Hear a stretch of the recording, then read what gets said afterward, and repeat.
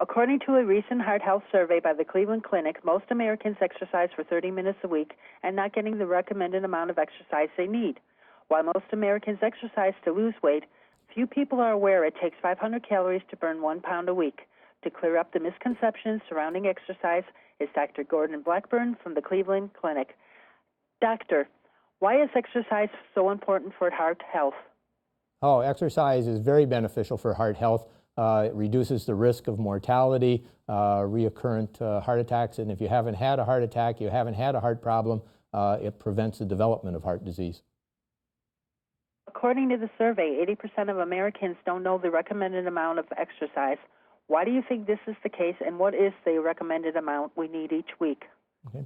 Well, let's start with the recommended amount. What we're looking at across the board, male or female, regardless of your age, we're looking for about an hour and a half, 2.5 hours of exercise per week, and that would be 5 days a week. About a half an hour a day is what we're looking at, and the benefits are across the board for everybody. The reason people don't understand about the exercise benefits, I think, is we're just not doing a good job of getting that information out.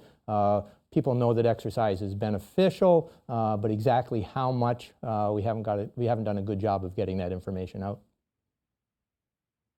What is the #1 misconception among Americans when it comes to exercise? Yeah. I think people think they have to do far more exercise than what is required. We're talking about a moderate amount of exercise. It doesn't have to be vigorous. You should not feel exhausted when you come back in, but you should feel invigorated. And that moderate is specific to each individual. So somebody who has been exercising for a longer time period, they should be exercising at a higher level. Somebody who's just starting out, they may be starting out at a very gentle walk and building upon that. Why do you think so few of those surveyed participate in cardiac rehab, even though they know it can reduce mortality rates? Yeah. So that's an excellent question. Across the board, we're seeing only about 25% of eligible individuals are getting into cardiac rehab. And we see several reasons for this, why people don't get involved. Sometimes it's a lack of the physician referral into the cardiac rehab program. Some of it is a change in the person's lifestyle, that if they haven't been exercising, they think, I've just had the bypass surgery, I'm cured, I've just had a stent put in, I don't need to focus in on secondary risk factors like exercise.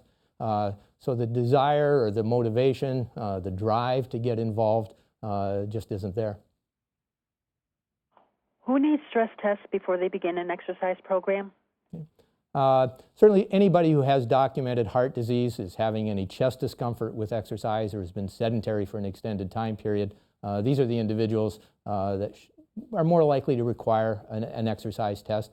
But everybody should be checking with their family physician before they start an exercise program if they haven't been exercising, just to make sure that there's nothing that should preclude them from exercising. And that physician will make the decision whether an exercise test is required or not.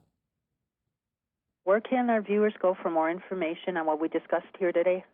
No, certainly. If they're looking for more information, an excellent source to go is the clevelandclinic.org/loveyourheart. I'd like to thank you for taking the time to discuss the misconceptions surrounding exercise. Have a great day. Thank you, Deb. You're welcome.